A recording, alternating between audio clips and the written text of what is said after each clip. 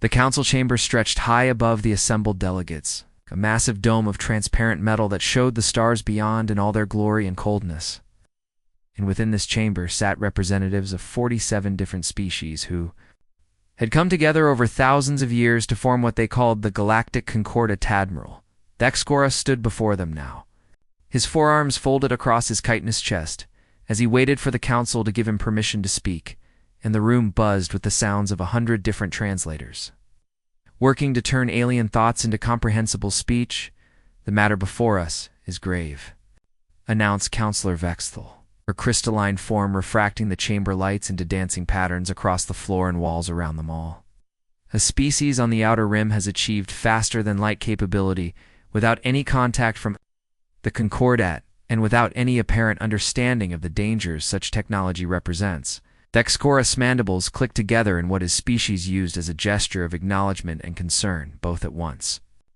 Mixed together in a way that could not be separated easily, the humans of Earth, he said, his voice translated into dozens of languages simultaneously by the chamber's systems that worked faster than thought itself. They have broken the fundamental laws of technological development and achieved FTL travel at least 3 centuries before their civilization should have been capable of such an advancement according to every model we possess.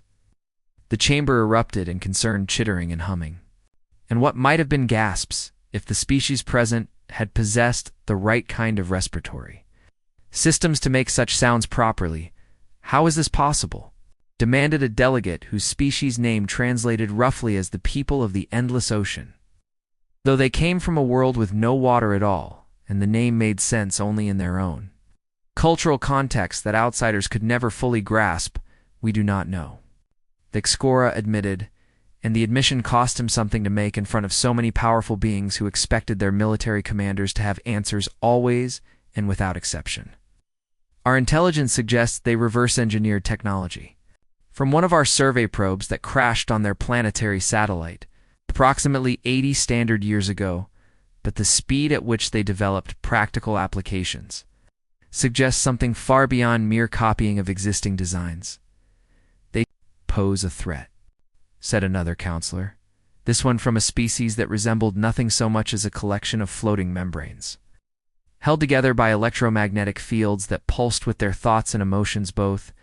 Any species that develops so quickly and so unpredictably cannot be trusted to follow Concordat protocols or respect established territorial boundaries that have kept peace for millennia.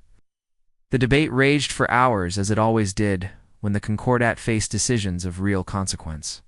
Rather than the minor administrative matters that usually filled their sessions with tedium and procedural wrangling, some argued for immediate diplomatic contact, while others insisted that such a dangerously unpredictable species must be contained before they spread beyond their home system and disrupted the careful balance of power that kept the galaxy stable and relatively peaceful in the end.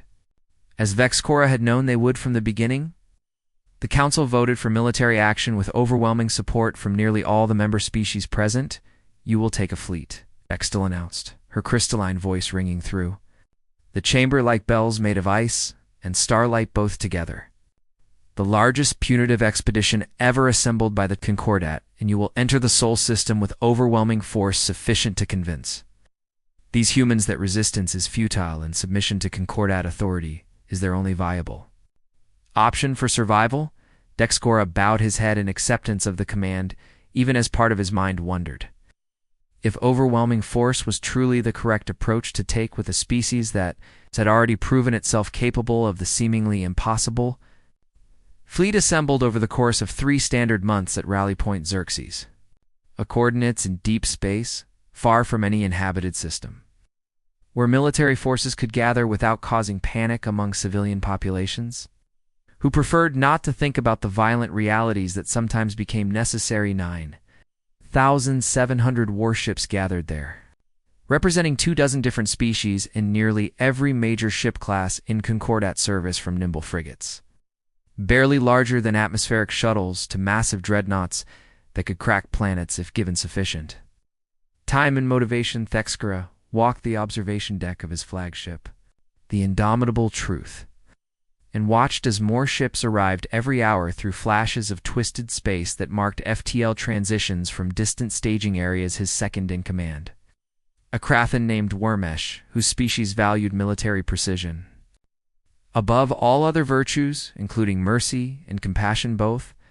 approached with a data tablet clutched in his primary manipulator. The final squadrons have arrived, Wormesh reported in his species' characteristic clipped tones that wasted no syllables on unnecessary elaboration or emotional content. Vessels report ready for combat operations, and crew morale remains high across all member species contingents. And our intelligence on the human forces? Thexcora asked, though he had read the reports a dozen times already and found them worryingly thin on concrete details. Approximately 200 combat-capable vessels, Wormesh replied with the confidence of someone reading from officially verified data that had passed through multiple intelligence analysis teams. Primitive fusion drives with minimal shielding and weapon systems that appear to be primarily kinetic in nature, with some basic energy weapons of uncertain capability. Thexcora's mandibles clicked again, but this time the gesture carried a note of skepticism that his second probably noticed, but chose not to comment upon directly. We outnumber them nearly 50 to 1. The Admiral said quietly, more to himself than to Wormesh, really. And yet they achieved FTL independently, and ahead of all predictive models, numbers and superior technology will prevail. Wormesh stated with the absolute certainty that made his species such effective soldiers, but sometimes left them vulnerable to unexpected tactical developments. The humans will recognize the futility of resistance when they see our fleet. The translation too. Sol System took 6 days of careful preparation and coordination to ensure that 9,700 ships would arrive simultaneously at the designated coordinates without colliding or emerging inside each other in ways that would be catastrophic. Sir stood on his command deck as the final countdown proceeded through its last moments before transition, and around him his crew worked with the smooth efficiency of trained professionals who had drilled for this moment countless times. Universe twisted and folded and turned inside out in ways that organic minds were never meant to perceive directly, and then the indomitable truth in all 9,699 other ships emerged into normal space at the outer edge of the Sol System sensors, immediately began painting the tactical display with data about planets and asteroids and the electromagnetic signatures of technological civilization concentrated on the third planet from the system's yellow star, and they're precisely where intelligence had predicted. Earth's defensive fleet would be scattered across multiple orbital installations and patrol routes. Sat 2,000 human warships in perfect formation waiting for them. Thexcora felt something cold settle into his thorax as he stared at the display showing 10 times more human ships than intelligence had reported in all. Of them positioned exactly where they would need to be to meet an invasion force. They knew we were coming, he said aloud, though everyone on the bridge had already reached the same conclusion. A transmission request lit up the communications board, and the officer manning that station looked to Thexcora for permission before accepting ITA. Human female appeared on the main view screen, her bilateral symmetry and forward-facing eyes marking her as a pursuit predator species that had climbed 2 dominance through hunting rather than gathering, or more peaceful evolutionary paths. This is Admiral Sarah Chen of the United Earth Defense Force, she said in flawless Concordat standard language that she should not have been able to speak since Earth had never been contacted officially. You have entered sovereign human space with a military fleet in direct violation of our territorial boundaries, and I am authorized to demand your immediate withdrawal.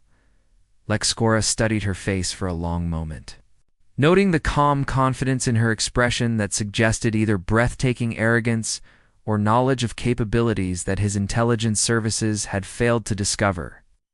This is Admiral Thexcora of the Galactic Concordat, he replied, keeping his voice steady and projecting the authority of 47 species behind his words. Your species has violated galactic law by developing FTL technology without Concordat supervision and oversight, and we are here to bring you into compliance with established protocols. Admiral Chen's expression did not change except for the slightest upward curve of her lips that Thexcora's cultural database identified as a human smile, though whether it indicated friendliness or aggression remained unclear. "We recognize no authority but our own." Chen said simply, "Withdraw now, or we will defend our home." The Concordat fleet advanced in perfect formation with battle groups, arranged in overlapping patterns that had been refined over thousands of years of warfare against species across the galaxy, and Dexcor felt the familiar weight of command settle across his shoulders as his tactical officers coordinated firing solutions across hundreds of ships simultaneously. First-wave batteries charged and ready. Warmesh reported from his station where holographic displays showed the power levels of every weapon system across the forward battle groups. Targets locked on the human defensive line fire. The Xcora commanded the void between the fleets, lit up with destruction as plasma lances crossed the distance at near-light speed while antimatter torpedoes accelerated on pillars of fusion, fire, and graviton. Beams bent space itself to crush their targets with invisible hands of compressed gravity. The opening salvo represented enough destructive power to sterilize a planet's surface 3 times over, and Xcora watched his tactical display, expecting to see the human formation dissolve into expanding clouds of debris and superheated gas. Instead, the human ships simply vanished, destroyed or vaporized, but gone as if they had never been there at all, and Vexcora felt his mandibles spread wide in shock. Where did they go? He demanded of his sensor operators, who were frantically adjusting their instruments and running diagnostic checks to verify their equipment hadn't malfunctioned. They jumped. One of the operators said in a voice filled with disbelief that bordered on panic. Micro FTL transitions executed. 0.0-0-3 seconds before impact, and they're reforming 2,000 kilometers off our starboard flank. Dexcora spun to look at that section of the tactical display and saw the human fleet reassembling with the same perfect coordination they'd shown before, and he felt something he hadn't experienced in 3 decades of military service, which was genuine. "Tactical confusion, that's impossible," Warmesh stated flatly. "FTL drives require 17 seconds minimum for capacitor cycling between jumps, and the power requirements alone should prevent any ship from executing more than 3 or 4 transitions in rapid succession. Tell them that." Dexcora said grimly as the human fleet opened. Fire human weapons were kinetic in nature, just as intelligence had reported, but that was where the accuracy of Concordat information ended, because these weren't simple railguns or mass drivers.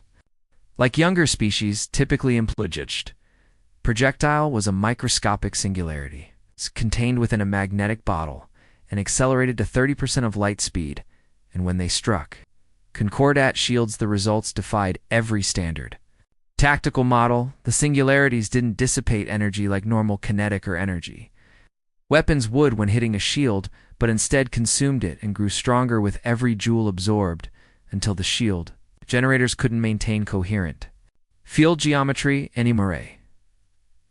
Vrathan cruiser on the forward line watched its shields collapse inward as the artificial black holes created cascading gravitational wells that pulled the defensive fields down into themselves, and then the singularities struck the hull and began eating through armor that was supposed to withstand anything conventional weapons could throw at it.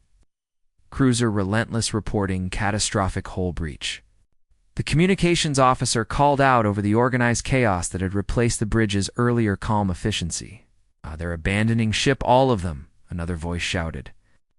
Battle Group 7 is reporting shield failures across 12 vessels, and 3 more have lost primary power to their drive systems.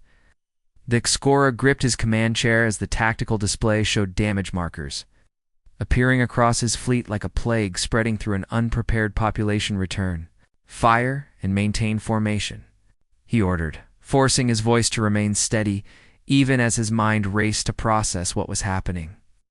"Concentrate firepower on individual targets and overwhelm their defenses through superior numbers." The Concordat fleet poured fire into the human formation with everything they had, and finally started scoring hits as sheer volume of weapons fire exceeded what even the humans' impossible maneuvering could evade completely.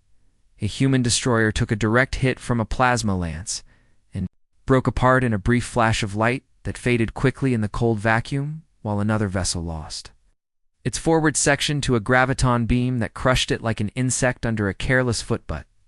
For every human ship destroyed, the Concordat lost 5, and the mathematics of that exchange rate were unsustainable. Regardless of how much larger the Concordat fleet was, they're not fighting like any species we've encountered before. Wormesh observed as he studied the tactical patterns on his display. No central command coordination and no formation discipline, but they're achieving perfect tactical synchronization anyway. The Xcora watched a group of human ships swarm. A Concordat dreadnought-like predatory fish attacking something much larger than themselves, and saw the pattern his second in command had identified. Deech.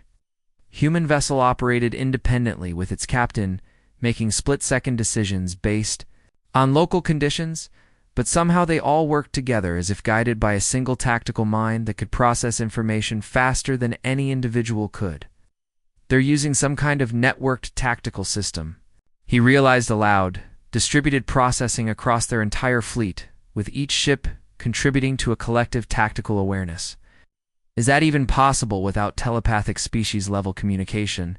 Wormesh asked. The answer arrived in the form of a priority alert from one of the Krathen dreadnoughts positioned in the fleet's center formation. This is Dreadnought in violet. The transmission came through, broken by static and what might have been weapons fire in the background. We are being boarded and request immediate support. Boarded. The Xcora repeated in disbelief. We're in the middle of a fleet engagement. In their conducting boarding actions, the tactical display showed a cluster of small human craft latched onto the Inviolite's hull like parasites, and enhanced sensor data revealed human soldiers in armored suits cutting through the dreadnoughts.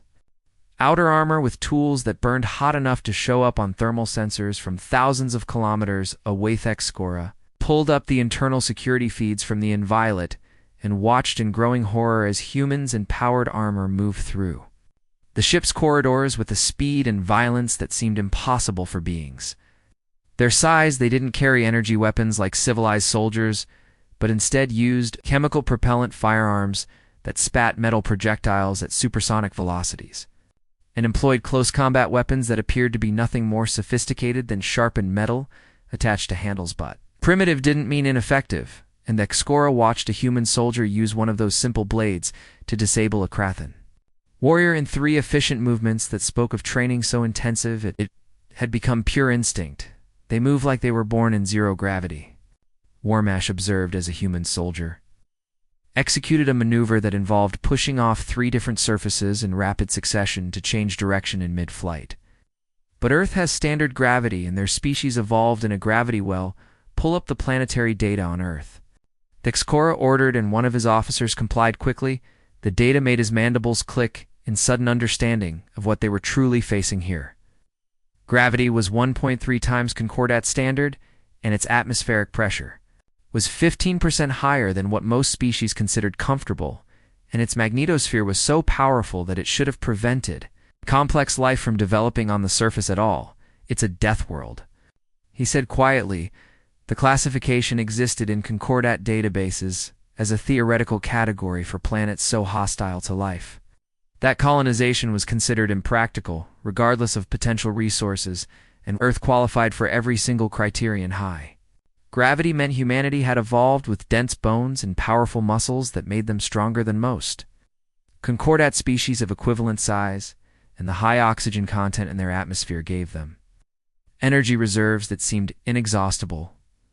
More than that, the database contained notes about Deathworld species and their psychological profiles, and what the Xcora read there made him realize the full scope of the Concordat's era species from Deathworlds didn't just survive, and they didn't just adapt, but they conquered through sheer stubborn refusal to accept limitations that would stop other species.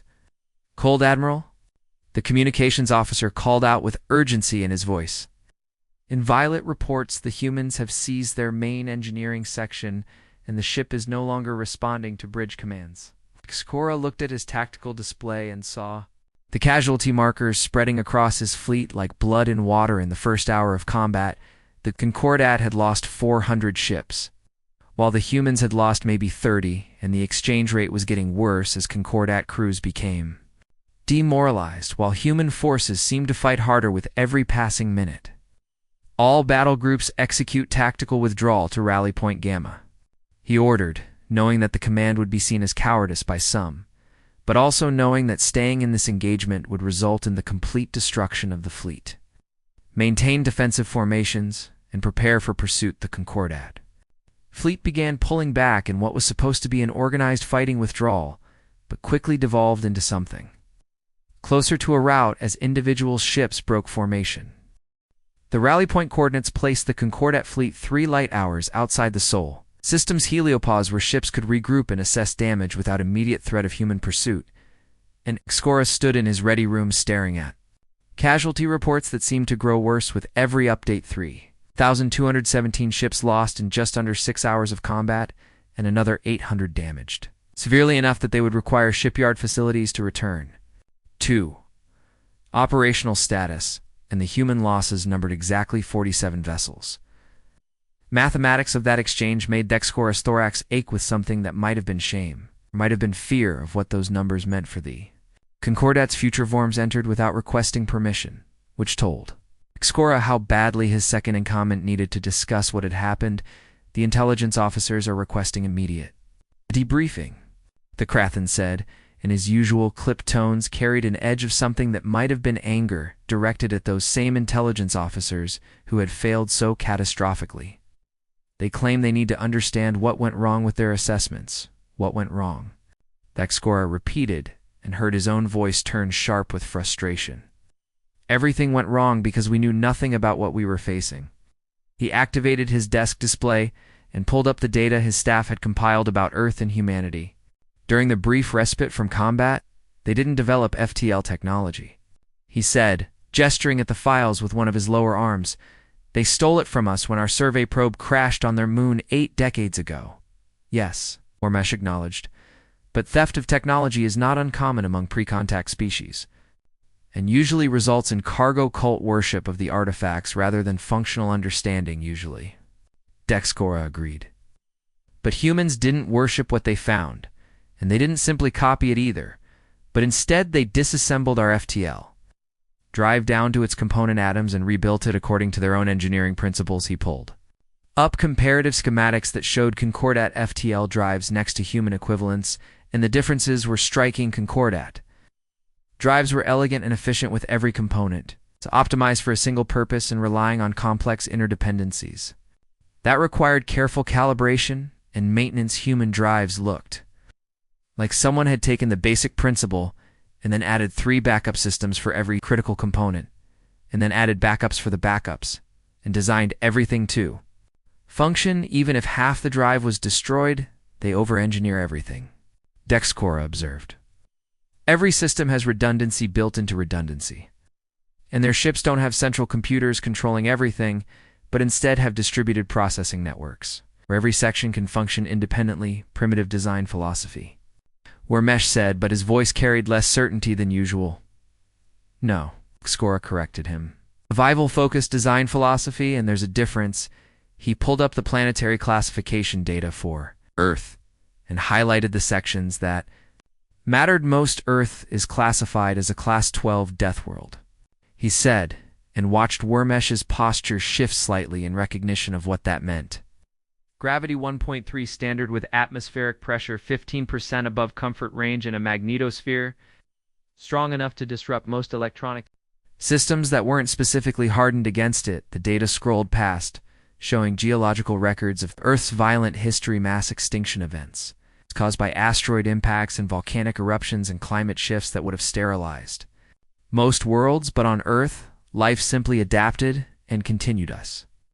Ages that buried entire continents under kilometers of frozen water and periods of greenhouse warming that turned temperate zones into deserts, and yet complex life persisted through all of it. Their evolution was a constant war for survival, Dexcora continued. And humanity specifically evolved as apex predators on a world where nearly everything was trying to kill them. He pulled up biological data on human physiology, and the numbers were sobering. Humans had redundant organs, including 2 hearts separated into chambers and 2 kidneys and 2 lungs, and their bones were dense enough to support their bodies in high gravity, while their muscles were powerful enough to let them run down prey over distances that would kill most predators through exhaustion. Their pursuit predators Warmish said quietly. They don't kill through strength or venom, but through refusing to stop chasing their prey until it collapses from exhaustion. That same psychology applies to everything they do, Thexcora said. They don't build elegant solutions and they don't optimize for efficiency, but instead, they build things that will continue functioning under the worst possible conditions because their entire evolutionary history taught them that the worst possible conditions are just normal life. He pulled up analysis of human tactical doctrine gleaned from the battle they'd just survived. Humans didn't fight in formations because formations could be broken, and they didn't rely on centralized command because commanders could be killed, and instead every human ship operated as an independent unit that happened to be working toward the same goal as every other unit. It's called distributed command architecture, Thexcora explained. Every captain makes their own tactical decisions based on local conditions and overall strategic objectives, and they train so extensively that they can predict what other captains will do without needing direct communication. That should be chaos. Warmesh objected it would be for us, Thexcora agreed. But humans train for this from childhood, and their entire military culture emphasizes individual initiative within overall strategic frameworks. He pulled up another file that made him feel something cold settle into his thorax. They've been watching us for 80 years, he said quietly. Since the moment they found our probe, they've been observing Concordat ship movements and communication patterns and analyzing our tactical doctrines through whatever sensors they've managed to hide in their system. The evidence was there in the battle data. Once you knew to look for it, humans had targeted command ships first because they knew Concordat forces relied on centralized coordination, and they'd used micro-FTL jumps in ways that exploited the predictable firing patterns of Concordat weapons systems, and they'd known exactly where the fleet would arrive because they'd studied Concordat jump protocols. This wasn't first contact, Warmesh said with dawning understanding. This was an ambush by an enemy who's been studying us longer than we've known they existed. Yes, Thexcora confirmed. And they didn't just study us, but they planned for every possible response we might have to discovering them. He pulled up recovered data from the Inviolate before it had been abandoned, showing human boarding teams moving through the ship with obvious familiarity with Concordat vessel layouts. They know our ship designs, he said. They know our weapons, and they know our tactics, and they've spent 8 decades preparing for the day we would come to their system with hostile intent. Warmesh was quiet for a long moment before speaking. What do we do now? He asked Thexcora. Looked at the tactical display showing the remains of his fleet scattered across local space.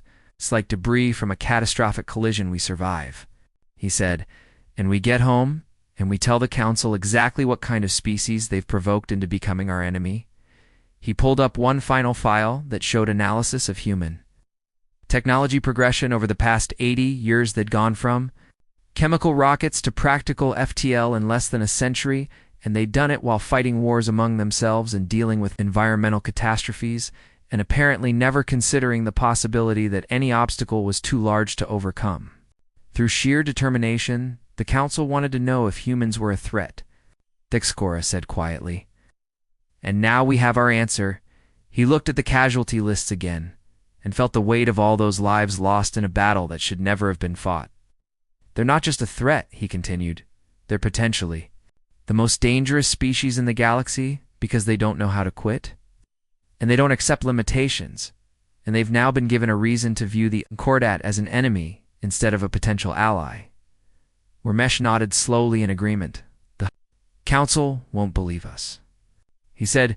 They'll think we're making excuses for our defeat, then we'll show them the data. Thexcora replied, and we'll hope they're wise enough to learn from our mistake before they make it worse.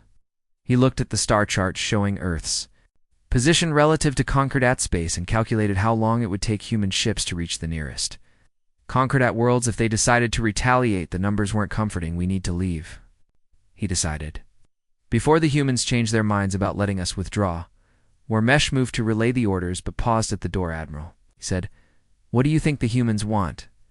Thexcora considered the question carefully before answering. I think they want what every species wants, he said finally, to survive and to thrive and to explore the galaxy without being told they aren't worthy of doing so. He thought about Admiral Chen's calm expression during their brief communication, but more than that, added, I think they want respect, and we... The Concordat fleet hung in space 3 lighters from, Sol system licking its wounds like an injured predator that had learned too late. That its chosen prey was actually more dangerous than itself, and that Skora studied the tactical display. Showing the routes back to Concordat space with growing unease, all vessels report ready for jump. Warmesh announced from his station, but his voice carried a tone that suggested he didn't think readiness would matter much. Engineering teams have completed emergency repairs on critical systems, and the damaged ships have been organized into protected formations within the fleet structure. Show me the jump points. Skora ordered the display shifted to show the major FTL transit corridors that led from Sol system back to Ward. Concordat territory, and what Skora saw made his mandibles click in frustration. Every major jump point had human ships positioned exactly where they needed to be to intercept Concordat vessels attempting to use those routes. They've sealed the exits. He said unnecessarily because everyone on the bridge could see the same tactical situation. They knew we'd try to withdraw, and they positioned forces to make that withdrawal as costly as possible. Warmesh studied the display with the analytical mindset of a career military officer. We could attempt minor jump routes. He suggested longer transit times and less efficient courses, but potentially undefended. Show me. The Skora commanded the display updated to show alternative routes that avoided the main transit corridors and the numbers that came with those. Routes were sobering. Longer jumps meant more fuel consumption and more time in FTL, which would strain drives that were already damaged from combat and extend their vulnerable period. If the humans decided to pursue it, would take us 3 times as long to reach Concordat space, Warmesh calculated. And we'd have to make the journey in stages with multiple stops to let the drives cool and recalibrate, which gives the humans more opportunities to intercept us. Skora finished the thought. He looked at the main routes again and made a decision he knew would cost more lives. We fight our way out, he said. Choose the most direct route back to Concordat space and prepare the fleet for running combat. Warmesh didn't question the order, though. His posture suggested he understood what it would mean. All ships prepare for combat jump. He relayed across the fleet channels. Heavy units form vanguard positions and lighter vessels maintain core formation, and all damaged ships stay within protective envelopes.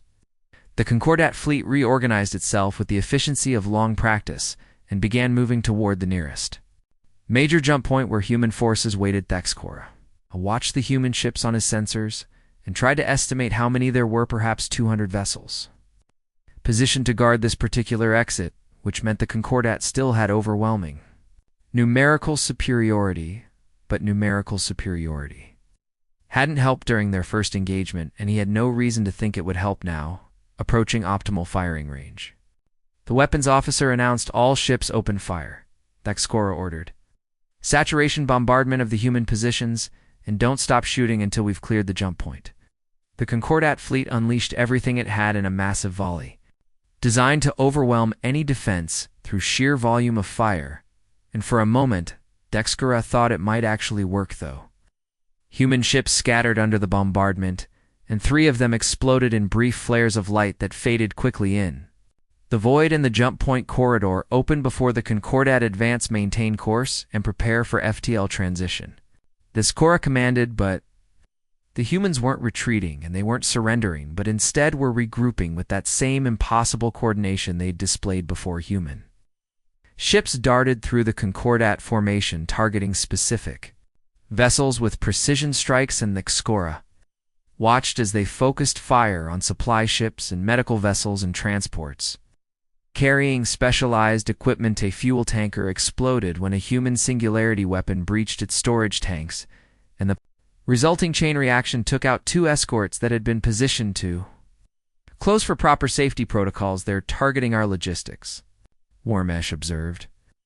Trying to reduce our operational capacity for the journey home. Return fire and keep moving, Skora ordered. Can't afford to stop and fight.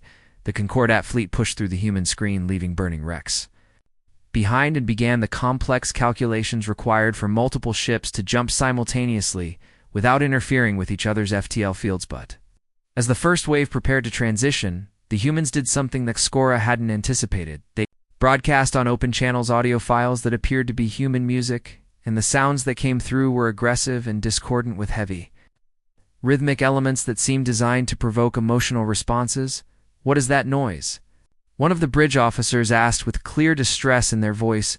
Skora listened to the music and understood what the humans were doing. They were using psychological warfare, broadcasting sounds that their own species found energizing, but that most Concordat species found disturbing and stressful mixed. With the music were verbal transmissions from human commanders. "Concordat fleet, this is Captain Rodriguez of the destroyer Relentless," one transmission said in cheerful tones that contradicted the words being spoken. "We've got your logistic ship provision, 7 in our sights, and we're placing bets on how many hits it'll take to crack her hull," another voice cut in from a different ship, Chen's offering 3-2-1 odds that half your fleet breaks formation before you reach the jump point. It said, "Any takers, ignore them." Skora ordered, but he could see the effect the transmissions were having on his crewsome species in the Concordat were particularly susceptible to auditory stress, and the human music combined with mocking transmissions was degrading crew performance across multiple ships. "First wave, execute jump," he commanded, trying to restore focused 20 ships vanished into FTL, leaving the rest of the fleet to continue fighting their way toward the jump point. The humans increased their harassment, shifting from precision strikes to hit-and-run attacks that appeared designed to maximize chaos rather than inflict critical damage.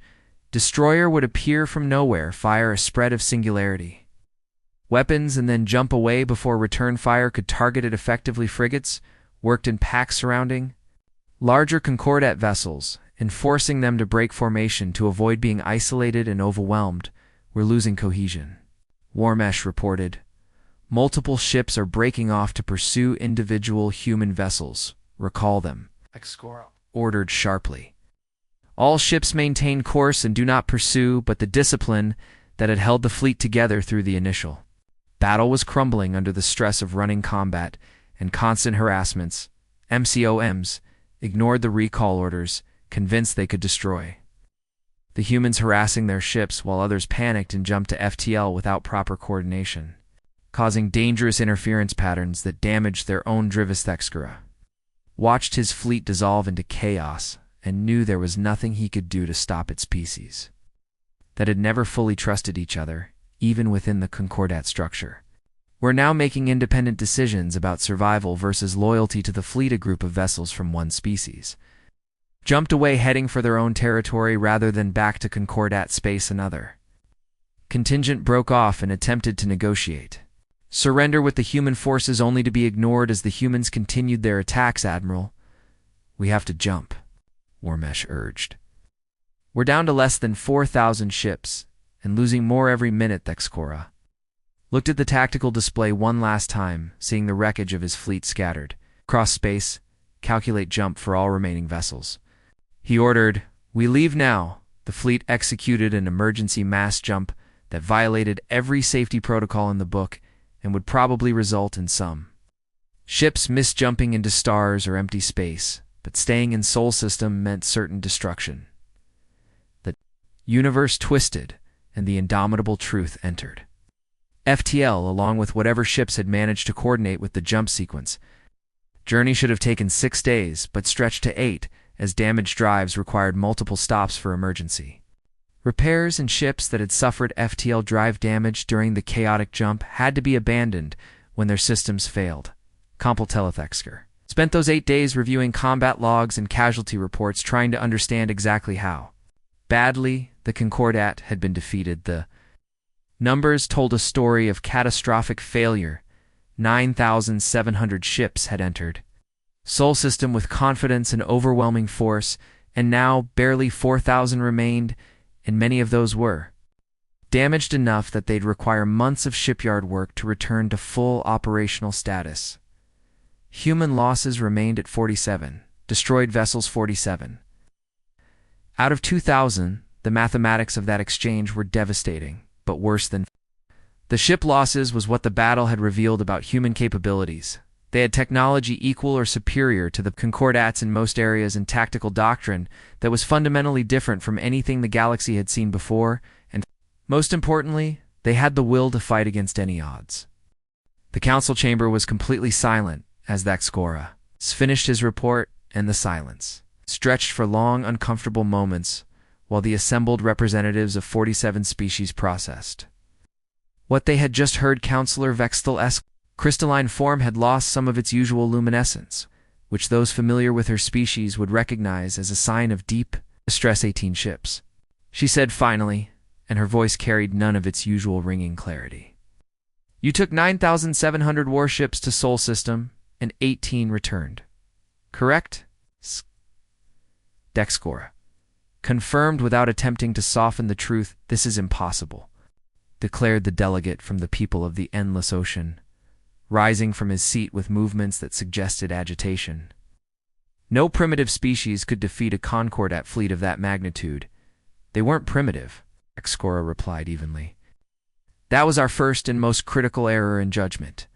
He activated the chamber's main display and showed combat footage from the battle that made several counselors coil in visible shock, human ships executing impossible maneuvers and weapons that consumed energy shields instead of being stopped by them and boarding parties moving through. Concordat vessels with brutal efficiency. These humans studied us for 80 years, Thexcora continued. They analyzed our technology and our tactics and our weaknesses, and then they built their entire defensive strategy around exploiting everything they learned. This is unacceptable, another counselor shouted. We cannot allow a single species to defeat Concordat forces with impunity. Then perhaps we shouldn't have attacked them, Thexcora said with more heat in his voice than was probably wise when addressing the council. They committed no act of aggression against us and posed no threat to Concordat security. They developed FTL technology without authorization, Vextel reminded him. That alone justifies intervention under Concordat. Charter, does it justify the deaths of thousands of our people? Thexcora asked. Does it justify creating an enemy where we might have had an ally? The chamber erupted into arguments as different factions began shouting at each other about proper protocol and military incompetence and whether to launch immediate retaliation. Thexer waited for the noise to die down before speaking again. The humans have claimed a 20-light-year sphere around Sol System as sovereign territory, he said, and the chamber fell silent again, and they have stated clearly that any military incursion into that space will be met with retaliation against Concordat world's empty threats. Someone scoffed. They cannot possibly have the force projection capability to threaten our core worlds. Thexcora pulled up the tactical analysis his intelligence officers had prepared. They stripped navigation data from every ship they disabled.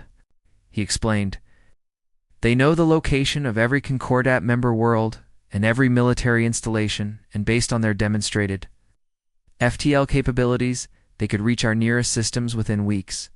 He let that sink in before continuing there.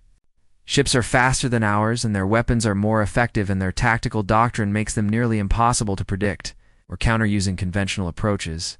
Then we modify our approaches, suggested a military-minded counselor.